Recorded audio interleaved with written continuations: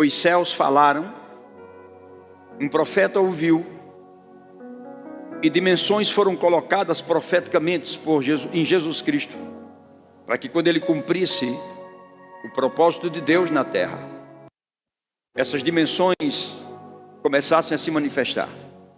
Entre elas, diz a Bíblia, todavia ao Senhor agradou moê-lo, fazendo-o enfermar. Quando ele, Jesus, der a sua alma como oferta pelo pecado, ele verá a sua posteridade. A posteridade é uma dimensão de Deus para uma jornada nessa terra. A promessa se cumpre porque Jesus Cristo, com o seu sacrifício, levanta uma posteridade que sou eu e você. Essa posteridade tem promessas, e essas promessas devem se cumprir, não apenas porque Deus falou, mas porque você colocou a revelação da palavra, e essa palavra que sustenta as promessas, estando dentro de você, elas vão acontecer. Não adianta viver fora de princípios, porque fora de princípios nós não teremos a totalidade daquilo que Deus tem para as nossas vidas. Não adianta eu te dar muitas chaves, as chaves existem, mas se não tiver princípio aí dentro, se não tiver consagração, se não tiver caráter, não vai acontecer. Porque Deus não é criança. A Bíblia diz que ele veria a sua posteridade, e essa posteridade somos nós, está escrito. Ele diz também que essa posteridade teria longevidade de vida. Viver muito é possível, estando alicerçado e sustentado pela palavra.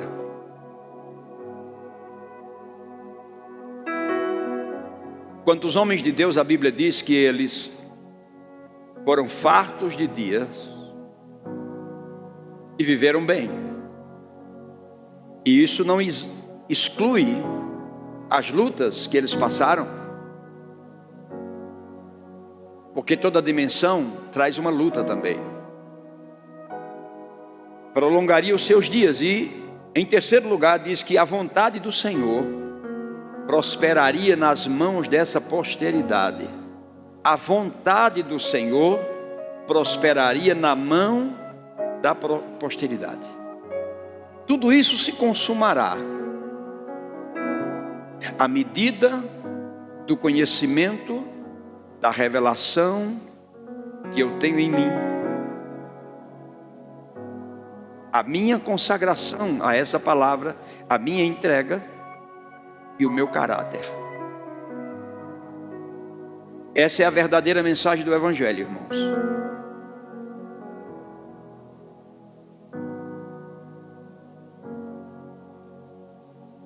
Quando nós estamos ministrando, irmãos, nós não estamos apenas educando você, porque a Bíblia diz que toda a Escritura é inspirada por Deus, útil para o ensino, por exemplo.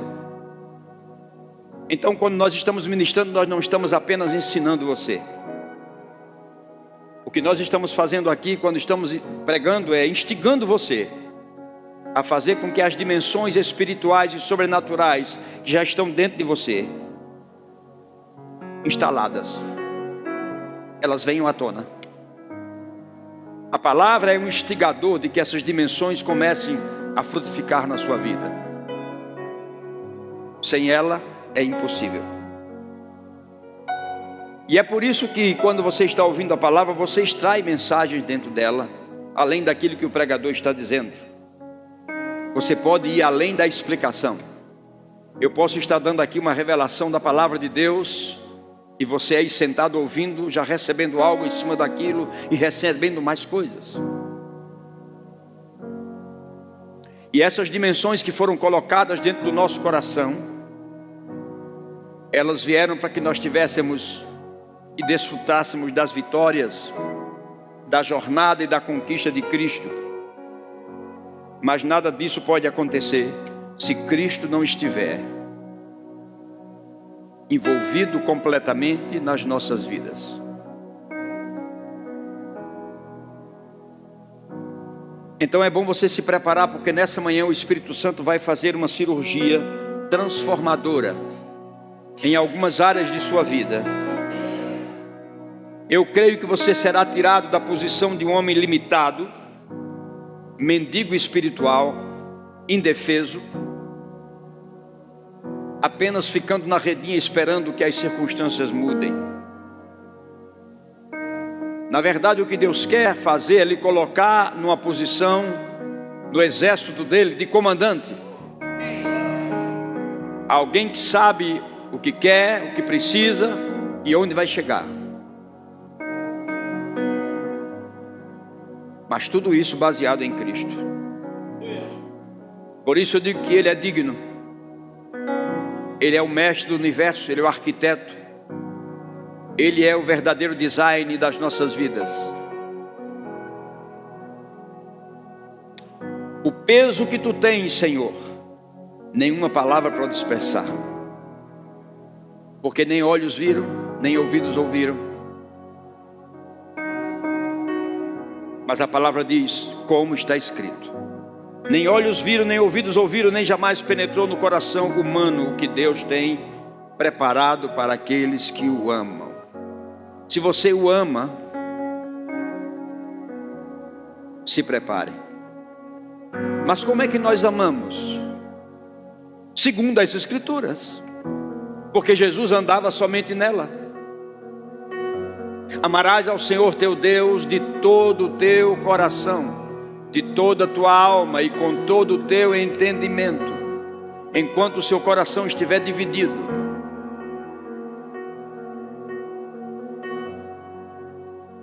Enquanto você estiver amando coisas mais do que a Deus, pessoas mais do que a Deus, seus bens, seu dinheiro mais do que a Deus, sua própria vida mais do que a Deus,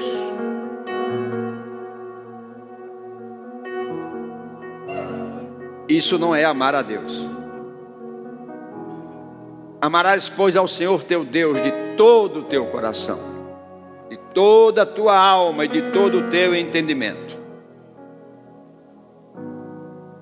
Mas a Bíblia diz que Ele nos revelou pelo seu Espírito, porque o Espírito todas as coisas prescruta, até mesmo as profundezas de Deus. Se o Espírito prescruta as profundezas de Deus e nos revela aquilo que eu disse domingo passado, que o guardião profético da dispensação da graça é o Espírito Santo. E quem tem comunhão com Ele tem acesso aos benefícios do reino. O que você pensa quando a Bíblia diz, buscai primeiro o reino de Deus e a sua justiça?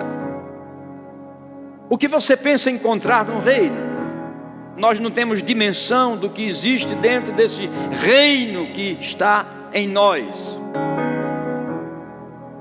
E o poder dessa justiça que nos foi dado, quando nós descobrirmos isso na sua intensidade, você vai deixar de amar as outras coisas, sabe por quê? Porque as demais coisas serão acrescentadas independentes. Bendito seja o nome do Senhor. Eu vou ler um texto para você da palavra. Jerusalém, fundada sobre montes santos. O Senhor ama as portas de Sião mais do que as habitações de Jacó. Gloriosas têm sido e dito que ela é a cidade de Deus.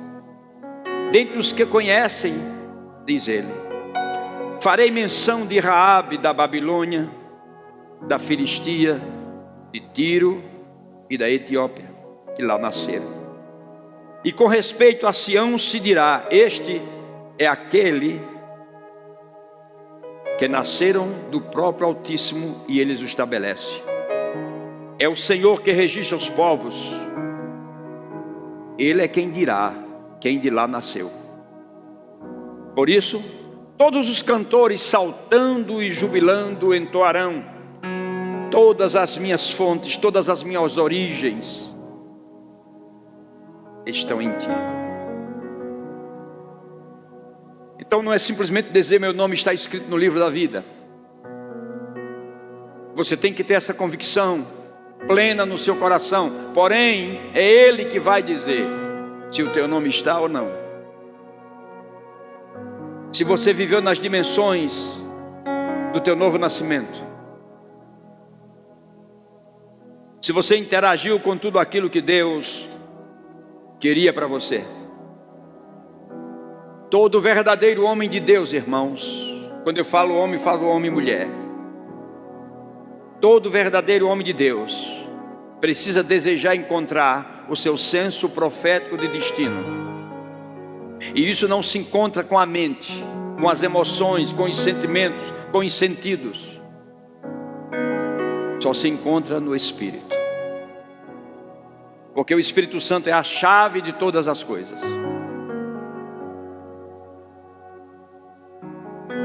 Eu vou te dizer uma coisa e eu espero que você compreenda. O teu destino, ele alcançou primeiro o coração de Deus no passado. O teu destino alcançou primeiro o coração de Deus no passado. Lá no passado, Deus no coração dele já tinha o teu destino. Isso antes da fundação do mundo, antes de você existir. Deus já olhava para alguém informe e dizia: profeta das nações.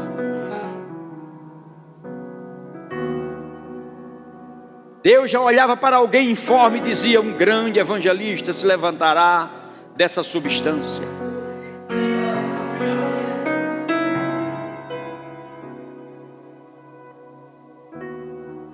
Um grande apóstolo, um grande mestre.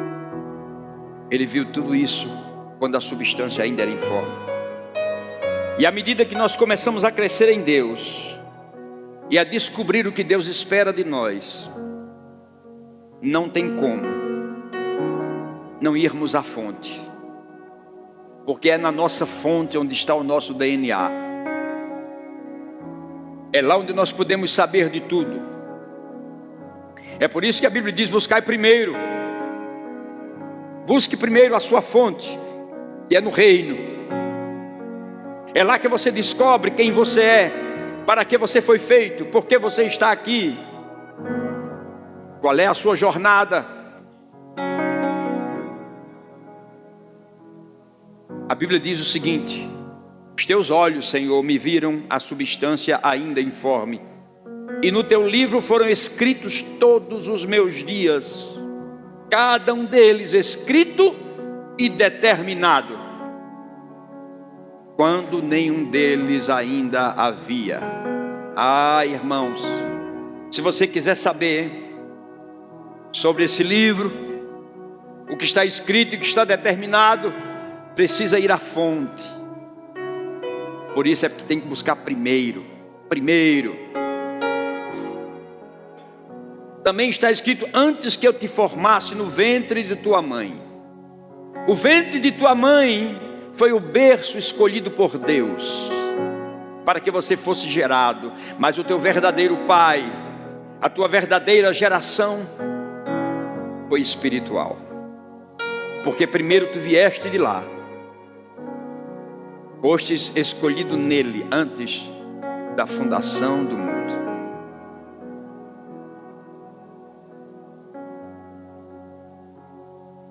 Então você não está aqui sem objetivo. Existe um objetivo de Deus que já está traçado, escrito, delineado. O design do universo pensou em você.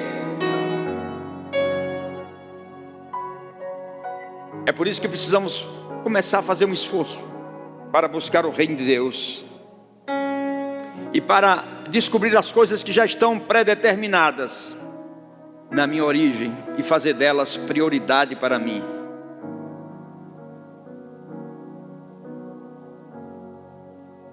Nós não podemos estudar essa palavra prótons, deixamos ela para os apologistas. Mas o que é o prótons? Numa linguagem bem simples, prótons é o primeiro passo para algo definitivo, ou seja, algo que já está estabelecido por Deus antes mas que eu preciso hoje descobrir, preciso buscar. Por quê? Porque vivi tanto tempo no lamaçal do pecado, perdi a consciência da voz da qual vivi na eternidade, e para lá voltarei. Por isso que estou destinado a voltar, porque foi de lá que eu vim. E a essência dessa voz que eu perdi, Jesus Cristo veio restaurar, e por isso Ele disse: as minhas ovelhas conhecem a minha voz. Se você se tornou ovelha dele, precisa conhecer a voz dele.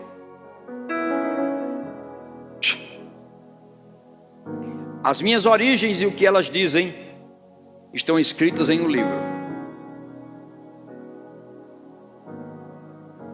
Pastor, como eu posso ter acesso? João uma vez chorou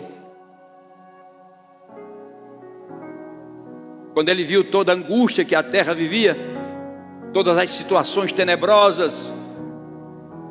Ele olhou para um livro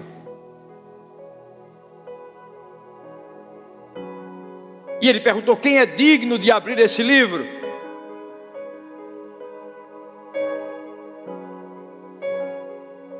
Mas ele ouviu uma voz que dizia: eis o Cordeiro. E é Ele que abre. Então, nessa consciência com Cristo, quando você se alinha com Ele, ao estar com Ele, nele, vivendo nele, Ele está com esse livro para abrir para você saber quais são os meus próximos passos. Tudo está determinado. Então não corra em vão. Busque primeiro o reino de Deus e a sua justiça, e as demais coisas, elas vão ser acrescentadas.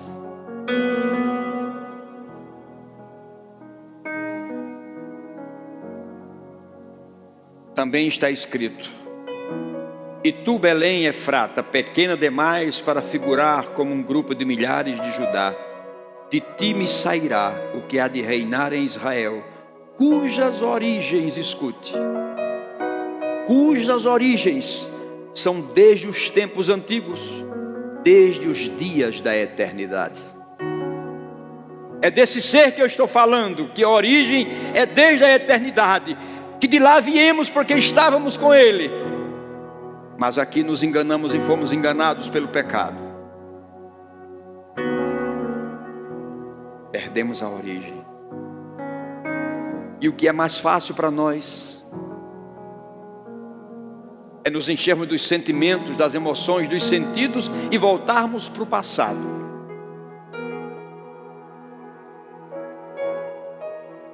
Mas o nosso destino não está no nosso passado. O nosso destino está na nossa origem. Vou ler para você um salmo profético. É o salmo de número 87. Esse salmo é um cântico dos filhos de Corá. É uma celebração sobre a cidade de Deus, a cidade de Sião. E é o centro da adoração e do plano divino para as nações. E veja o contexto. Além disso, ele é um livro de louvor profético para Jerusalém, exaltando-a como a cidade escolhida. Porém, escute, o salmista declara que o Senhor estabeleceu firmemente seus fundamentos no Monte Santo, destacando que Deus ama as portas de Sião mais do que qualquer outro lugar. Isso para mim, e deve ser para você também, um reflexo da importância espiritual dessa habitação para o povo de Deus. Porém, quando chegamos no versículo 3 e 4, há uma visão profética inclusa, ou que inclui as nações gentílicas. O salmista menciona povos como Egito, Babilônia, Filistia, Tiro e Etiópia, que foram historicamente inimigos do povo de Israel. Mas aqui nós vemos no salmo profético a graça de Deus adentrando, a graça extraordinária quando é citado não somente o povo judeu, mas é citado pessoas que eram gentílicas e contrárias ao povo de Deus. Isso diz que Deus está unindo, como disse Paulo, de dois fazendo um só, em Cristo. E os cantores estão declarando, como nós lemos. Então Deus, pelo salmo profético, já considerava as nações gentílicas como nascidas também em Sião, o tabernáculo santo. Isso atinge a mim e a você. Isso aponta para o meu futuro, para o seu futuro. Não apenas para a cidade dos judeus, mas para um centro de adoração para todos. Pois Jesus profeticamente falou com aquela mulher no poço: onde eu devo adorar, Senhor? Em Jerusalém, ali, acolá. Ele disse: olha, está chegando o dia, já chegou, em que os meus adoradores me adorarão em espírito e em verdade. Não é apenas um lugar físico, mas é no espírito.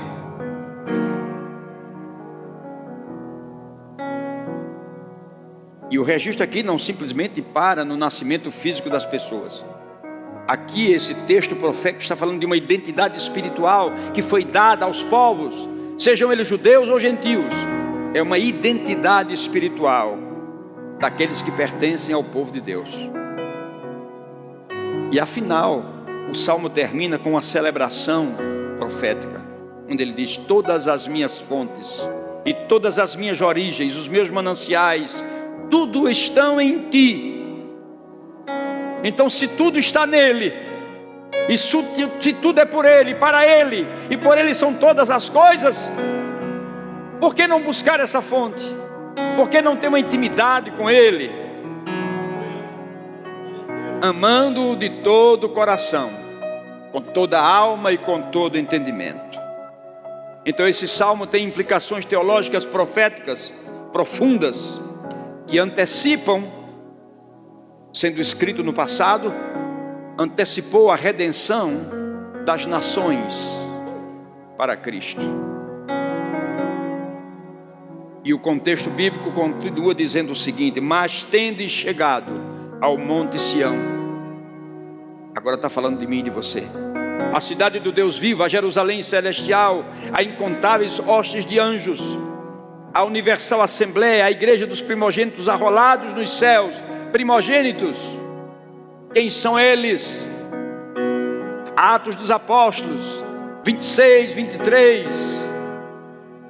Ele foi o primeiro da ressurreição, para que eu e você viesse depois. Os primogênitos arrolados no céu, que estão escritos, e o Deus, o juiz de todos os espíritos justos e aperfeiçoados, e a Jesus, o mediador da nova aliança, e ao sangue da aspersão, que fala de coisas superiores ao que fala o próprio Abel, coisas superiores que nós precisamos buscar. Em Apocalipse diz: vi também a cidade santa, a nova Jerusalém, que descia do céu da parte de Deus, ataviada como noiva adornada para o seu esposo. Então vi grande voz vinda do trono dizendo: eis o tabernáculo de Deus com os homens. Deus habita com eles. Deus habita com eles. Eles serão o povo de Deus, e Deus mesmo estará com eles. Diga: eu sou o povo de Deus, e Deus está comigo, e eu estou com ele. Aleluia. Então esse salmo não é apenas um cântico, não é algo para a gente ler para dormir, é algo para a gente analisar como profético, porque tem a ver conosco. Agora você entende porque Jesus disse: buscai primeiro o reino de Deus e a sua justiça? Esse reino está disponível, mas ele não é visível. Não é algo que você pode tropeçar a qualquer momento nele. Você precisa buscá-lo. Foi o que Jesus disse: buscai primeiro o reino de Deus. Aquilo que é o reino, nós precisamos buscar. Nós vamos encontrar em primeiro lugar a essência de Cristo nele, e com sua palavra sustenta todas as coisas. Bendito seja o nome do Senhor. Diga: Deus é bom em todo o tempo. Ele é bom em todo o tempo. Vamos adiantar. Lembro-me de Isaías, capítulo 6.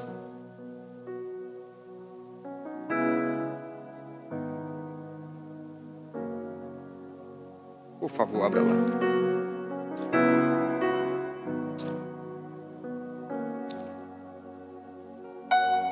Bendito seja o nome do Senhor.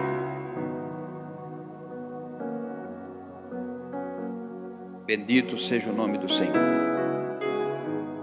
Diga: Deus é bom em todo o tempo. Nós vemos que o livro de Isaías, no capítulo 6, você vai encontrar o profeta tendo uma visão. E assim narra a palavra: no ano da morte do rei Uzias, eu vi o Senhor assentado sobre um alto e sublime trono, e as abas de suas vestes enchiam o templo. Serafins estavam por cima dele, cada um tinha 6 asas, com 2 cobria o rosto, com 2 cobria os seus pés, e com 2 voava. Diga: reverência e honra. E clamavam uns para com os outros, dizendo: Santo, Santo, Santo é o Senhor dos exércitos, toda a terra está cheia da sua glória. A base do limiar se movia, a voz do que clamava, e a casa se encheu de fumaça. Então disse eu: sou profeta, tenho profetizado e pregado por muitos anos. Vocês foram para casa? Vocês estão aqui? Está escrito isso que eu disse? Mas ele não era profeta? Por que ele não mostrou o pedigree que ele tinha?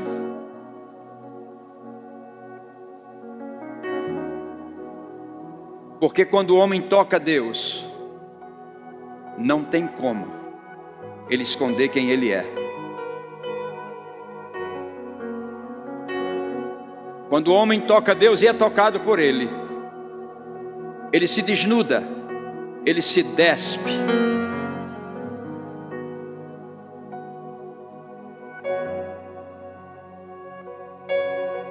Então disse eu: ai de mim,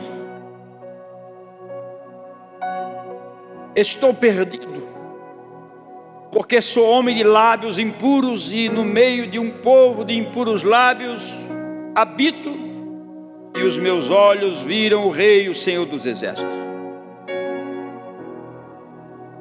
Versículo 6. Então Deus disse: não, Isaías, tu és um homem santo, tu és um profeta, tu és um profeta messiânico, por que estás falando isso? Está escrito na sua Bíblia isso? Não. Por quê? Porque Deus viu que Isaías estava vendo quem era o verdadeiro Isaías quando foi tocado por Deus.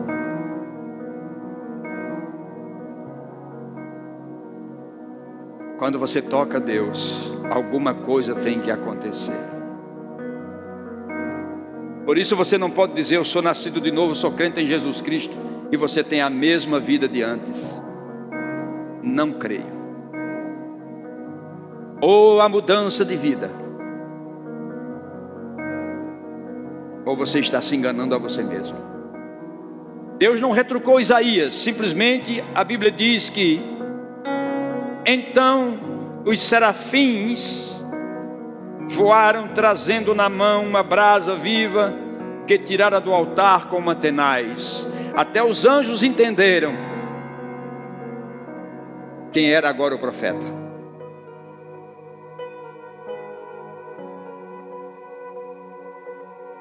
E com a brasa tocou a minha boca e disse: eis que ela tocou os teus lábios, e a tua iniquidade foi tirada, e perdoado os teus pecados. Mas nós estamos no capítulo 6. E se você for olhar quantas coisas belíssimas o profeta tinha falado. Foi ele que disse: Se quiserdes e me ouvirdes, comereis o melhor dessa terra, mesmo com os lábios impuros. É a mesma coisa de você estar declarando a palavra sem estar vivendo nos princípios dela. Engana-se quem assim faz. Que o Senhor tenha misericórdia de mim.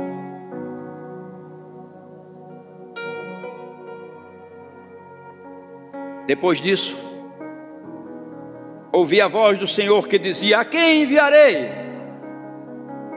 E quem há de ir por nós? Então eu disse: eis-me aqui, Senhor, envia-me a mim.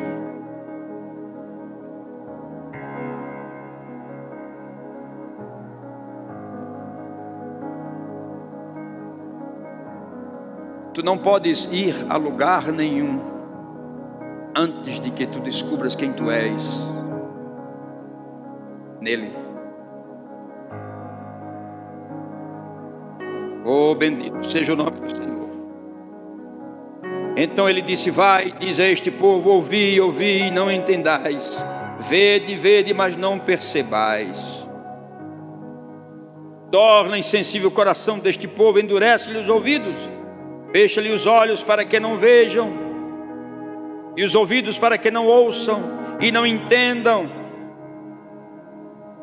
e se convertam.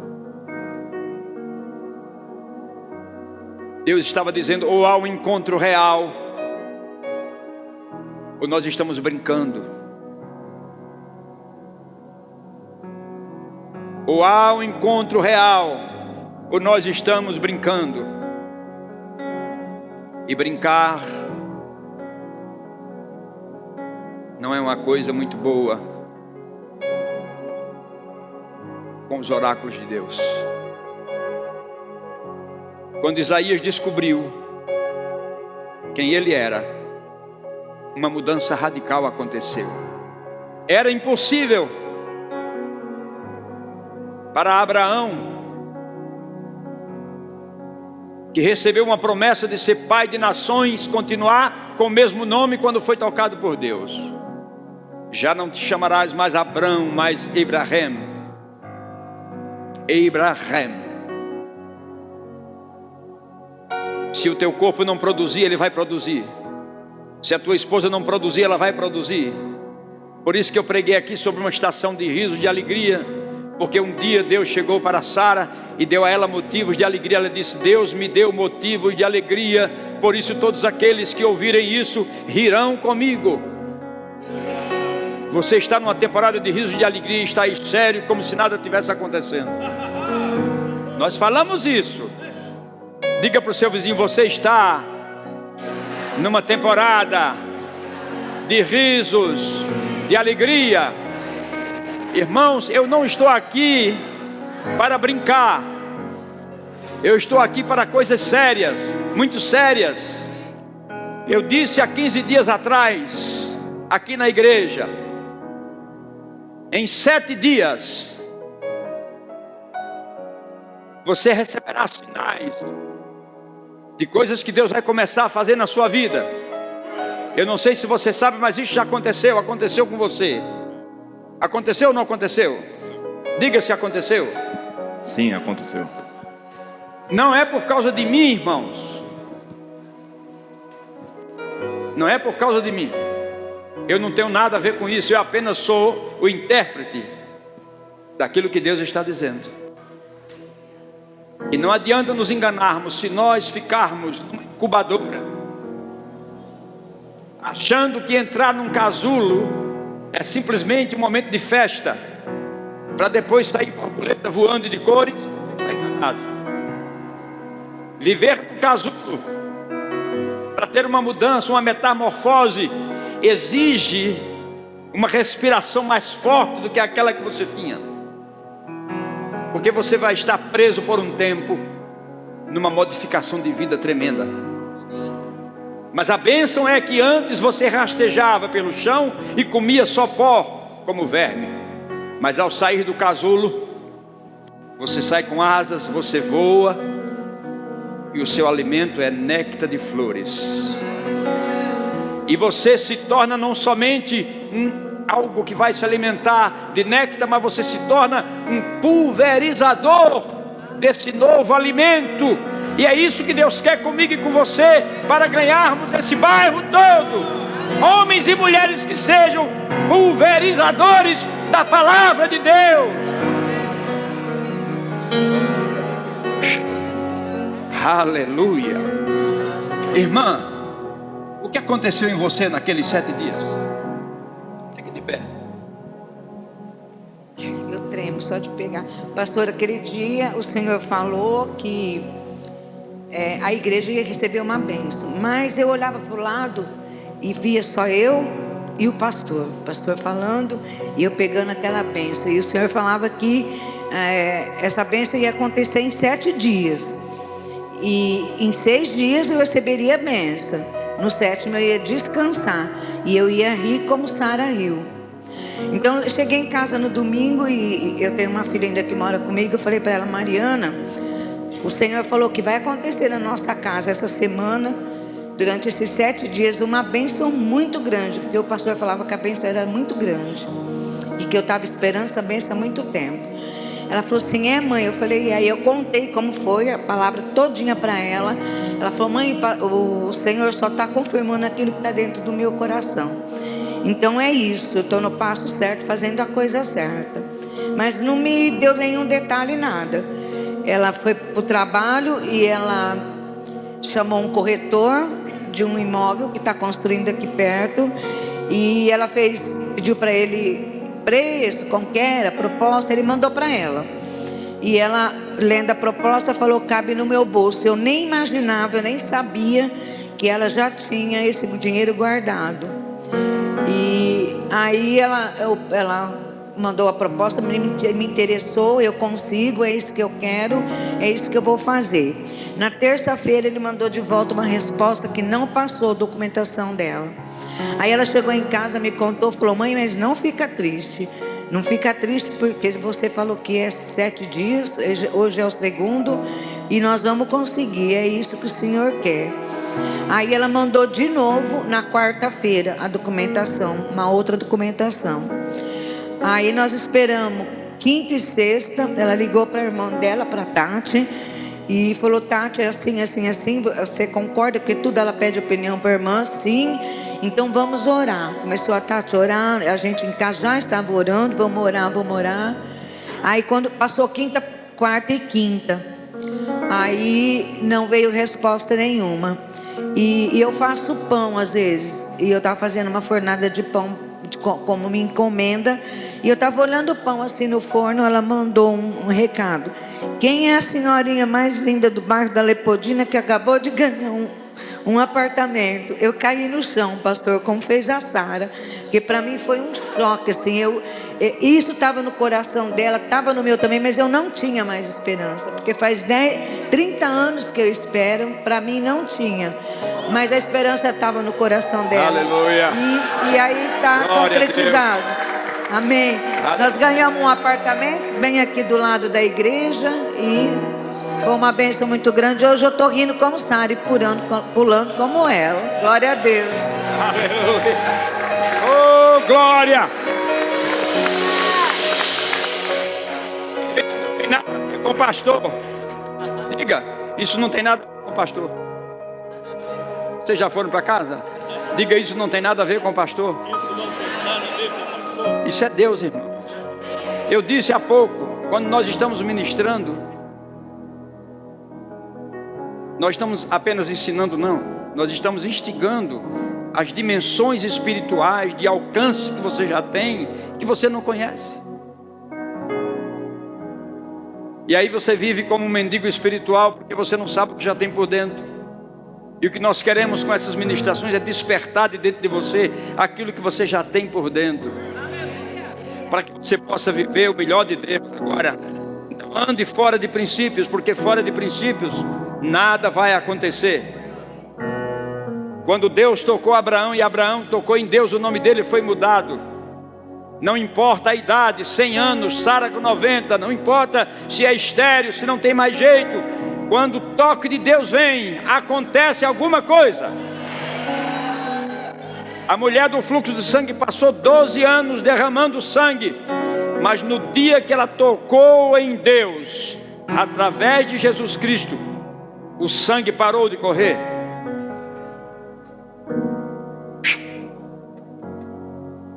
Quantas pessoas que tocaram em Deus e a vida teve uma mudança radical. Nós precisamos tocar em Deus. Levanta-se, por favor.